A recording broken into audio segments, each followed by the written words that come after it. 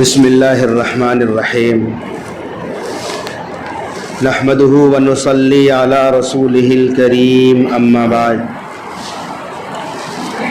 اعوذ باللہ من الشیطان الرجیم بسم اللہ الرحمن الرحیم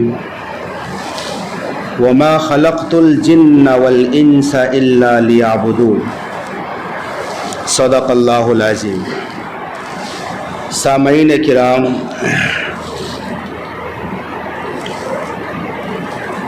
جس طرح انسان دنیا میں آباد ہے، انسانوں سے پہلے اس دنیا میں اس دھرتی پر جنات رہا کرتے تھے۔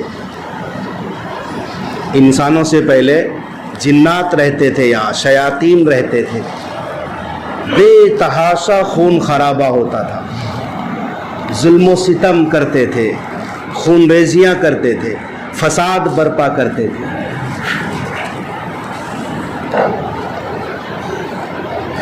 بعد میں انسان آئے ہیں۔ ہمارے اور آپ کے نبی جناب محمد عربی صلی اللہ علیہ وسلم انسانوں کے بھی نبی ہیں اور جناتوں کے بھی نبی ہیں، اور اللہ تعالیٰ نے دونوں کے بارے میں فرمایا وما خلقت الجن والانس الا لیعبدون، کہ جنات اور انسان کو ہم نے اپنی عبادت کے لیے پیدا کیا ہے۔ تو جس طرح انسان میں بدماش قسم کے بھی لوگ ہوتے ہیں اور اچھے لوگ ہوتے ہیں، برائیاں بھی ہوتی ہیں، اچھائیاں بھی ہوتی ہیں، کچھ شریر قسم کے لوگ ہوتے ہیں، ایسے ہی جنات میں بھی دونوں طرح کے لوگ پائے جاتے ہیں۔ بعض اچھے ہوتے ہیں، مومن ہوتے ہیں، مسلمان ہوتے ہیں، اور بعضوں نے تو جناب محمد عربی صلی اللہ علیہ وسلم پر ایمان بھی لائے۔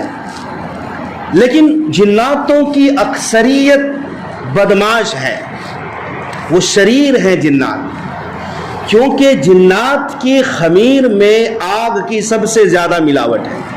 جنات کی پیدائش آگ سے ہوئی ہے۔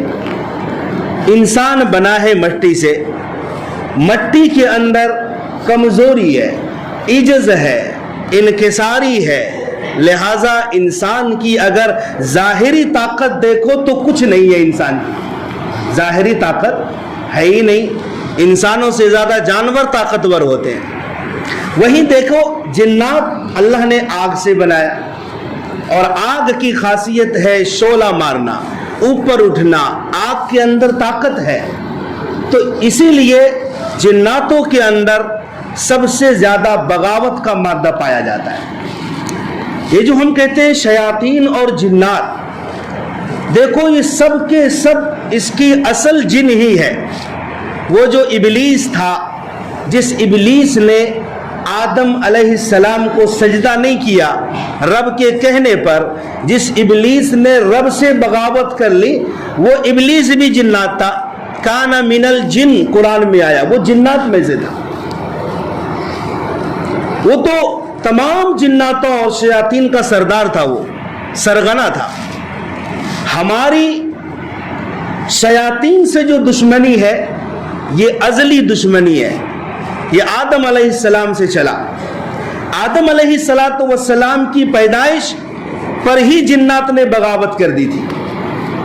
بہرحال جناب رسول کریم صلی اللہ علیہ وسلم نے ہمیں اور آپ کو شیاطین اور جنات کے شر سے بچنے کے بہت سارے طریقے بتائے ہیں، کیونکہ یہ شیاطین نہ صرف ہمارے ایمان پر حملہ کرتے ہیں، بلکہ ہماری ظاہری زندگی بھی تہس نہس کرنے پر آمادہ ہے۔ یہ شیاطین ہمارے بیت الخلاء میں رہتے ہیں، جہاں انسان قضائے حاجت کرنے جاتا ہے، پیشاب پاخانہ کرنے جاتا ہے، وہاں شیاطین رہتے ہیں۔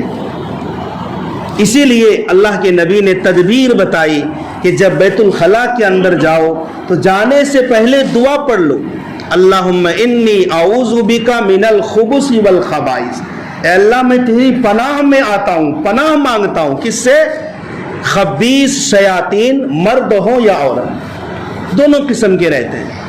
اور جو دعا پڑھ کے اندر نہیں جاتا تو وہ بدماش شریر شیاطین انسانوں کی شرمگاہوں سے کھیلتے ہیں، اذیت کا سبب ہے۔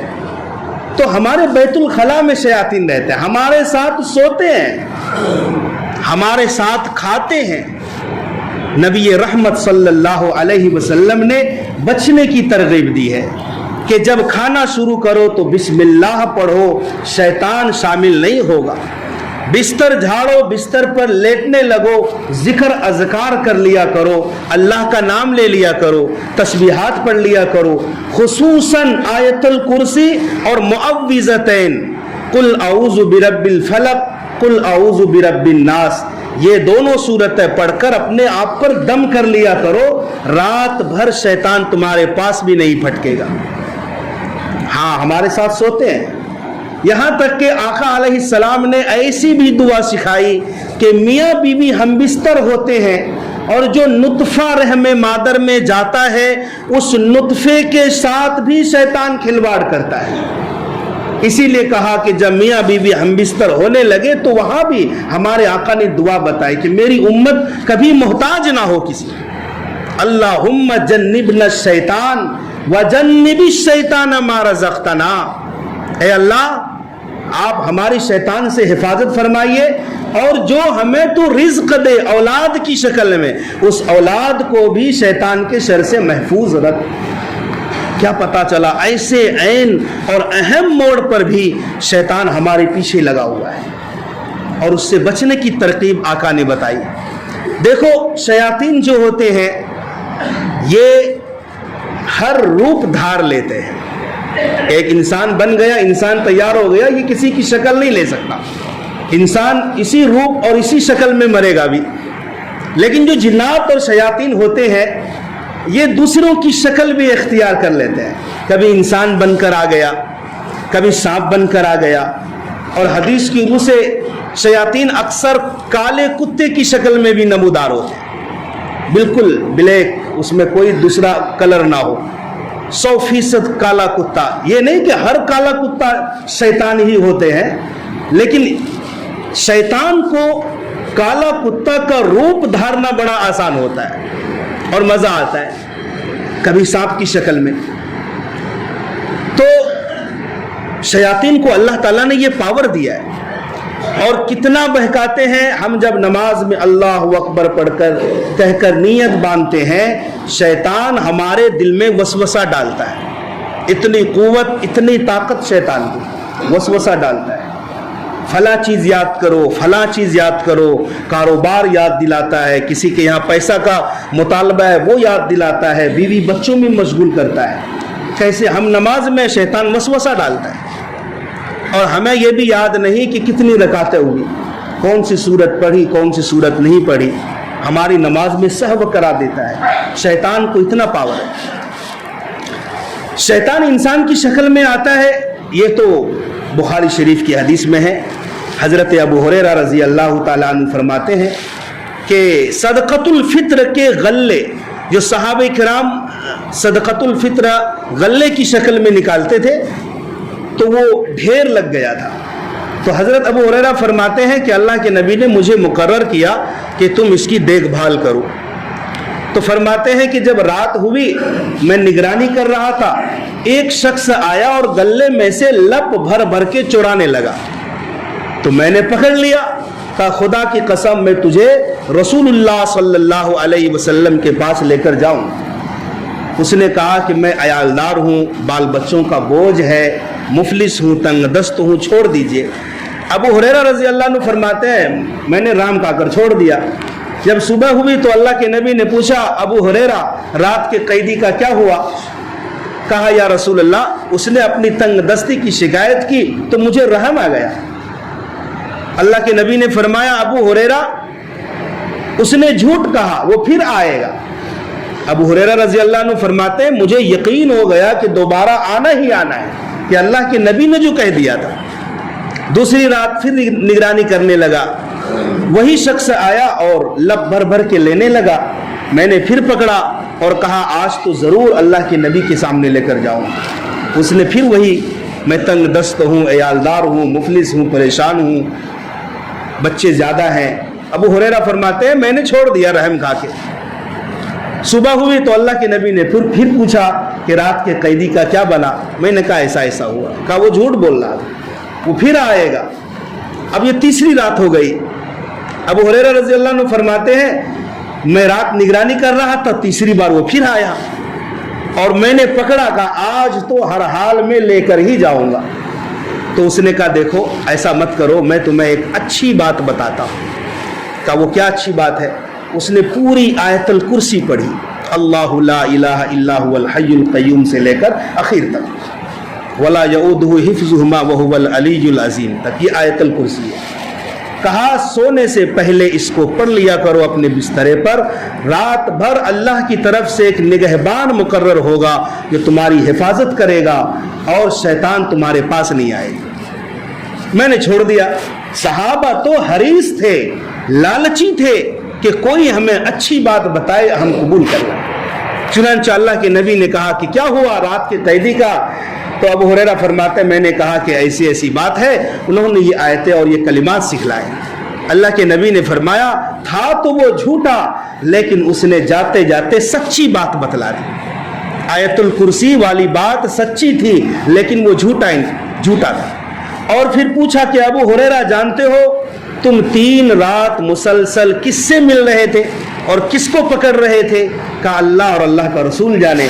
कहा वो जिन्नात था, शैतान था, वो उससे तुम्हारी मुलाकात हो गई। इस हदीस से ये पता चला कि शैतान इंसान की शक्ल में आ सकता है। फिर ये भी पता चला कि आयतुल कुर्सी शैतान से हिफाजत के लिए बेहतरीन नुस्खा है। इससे, इस आयत से शयातीन डरते हैं और भागते हैं। जिस घर में आयतुल कुर्सी की तिलावत मुसलसल होती है, शैतान वहां डेरा नहीं डाल सकता। जनाब रसूलुल्लाह सल्लल्लाहु अलैहि वसल्लम की जब बेइज्जत हुई, नबी पर कुरान उतरना शुरू हुआ, तो उससे पहले शयातीन आसमानों तक जाते थे।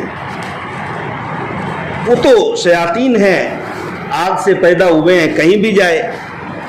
हालांकि आबादियों में वो कम रहते हैं, बयाबान, जंगल, वीराने और गंदी जगहों पर ज़्यादा रहते हैं, लेकिन हवाओं पर भी परवास करते हैं। तो वो बादलों से ऊपर चले जाते थे नबी की नबूवत से पहले।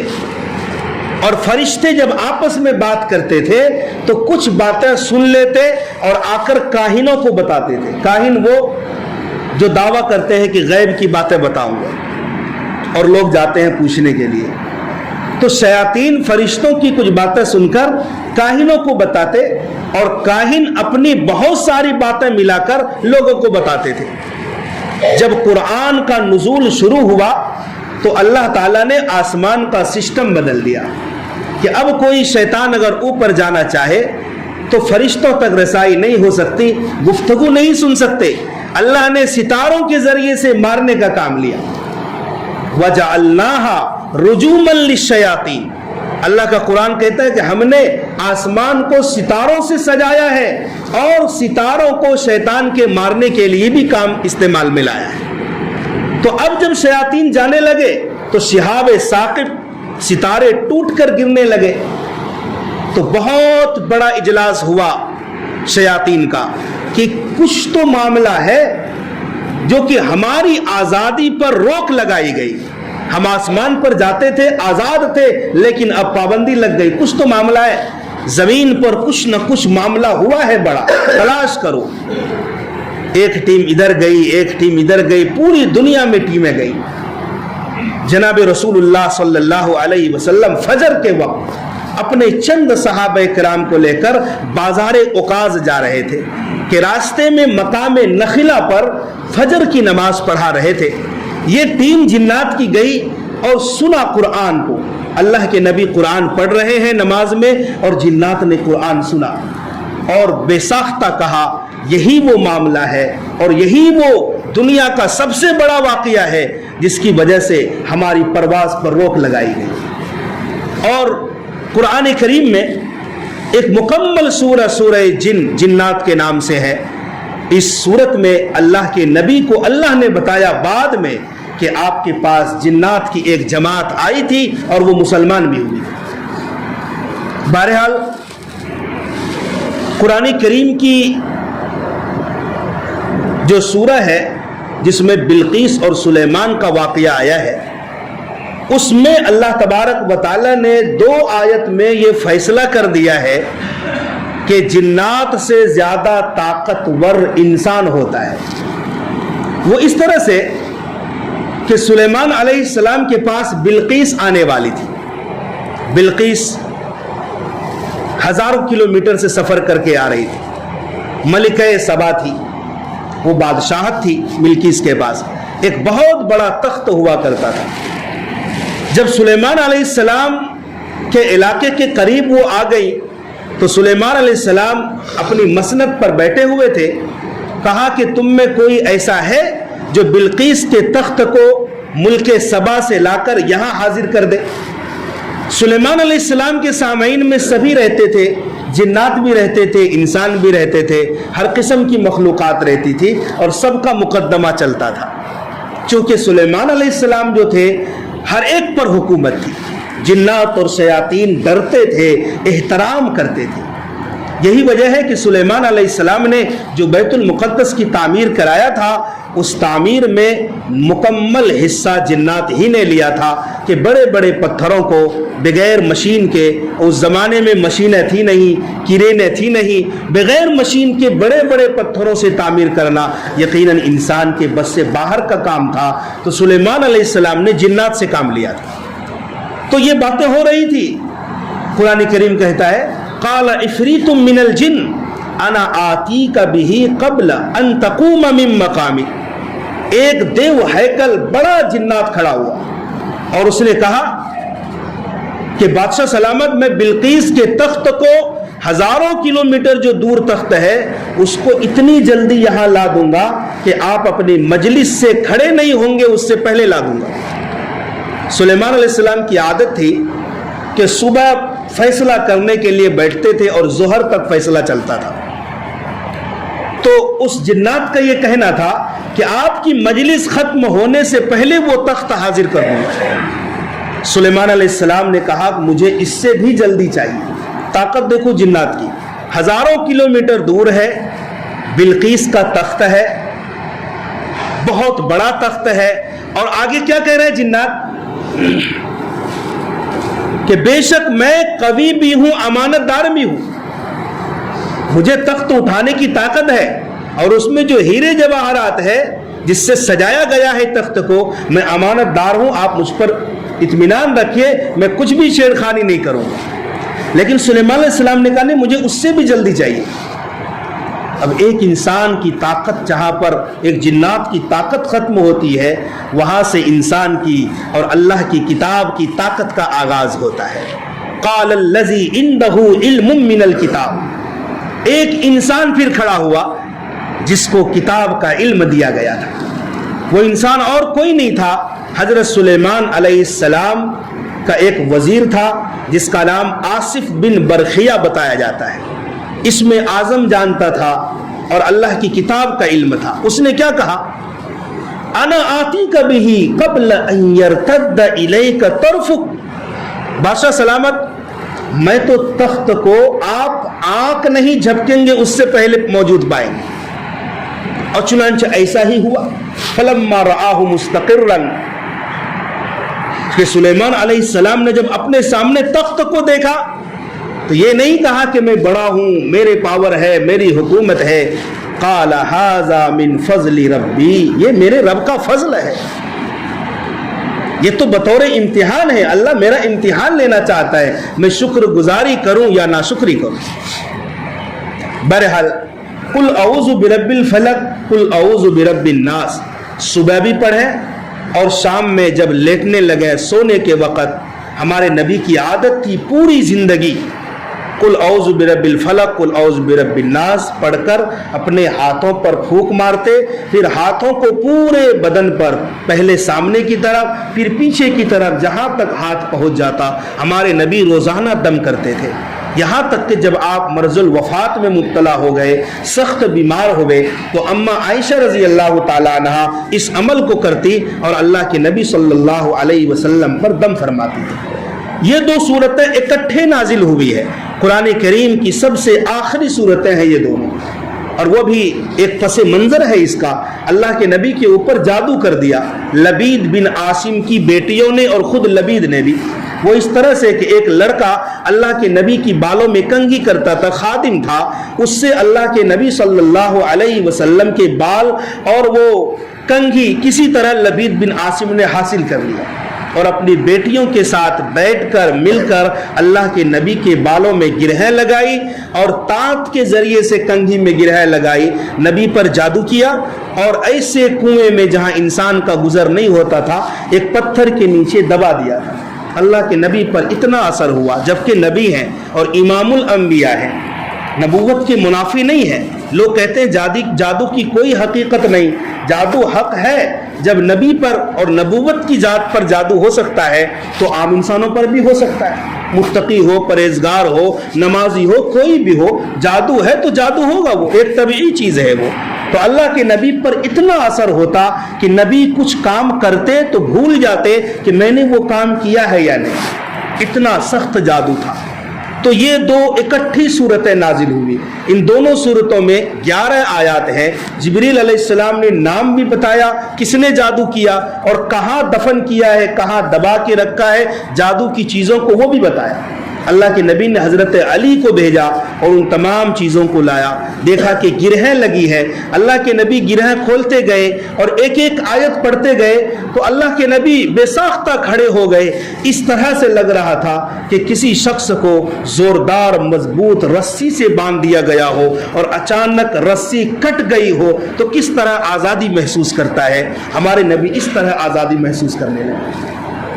تو یہ جادو اور ٹونا اور سحر کے لیے خاص طور پر مجرب نسخہ ہے، انشاءاللہ ہمیشہ کے لیے اس سے محفوظ رہیں گے۔ جب صبح کرو قل هو اللہ احد، قل اعوذ برب الفلق، قل اعوذ برب الناس، ہر مسلمان کو یاد ہے، ضرور پڑھیں، اور جب سونے لگیں تو سونے سے پہلے پڑھ کر اس کو دم کر لیا کریں۔ اللہ تعالی عمل کی توفیق عطا فرمائے۔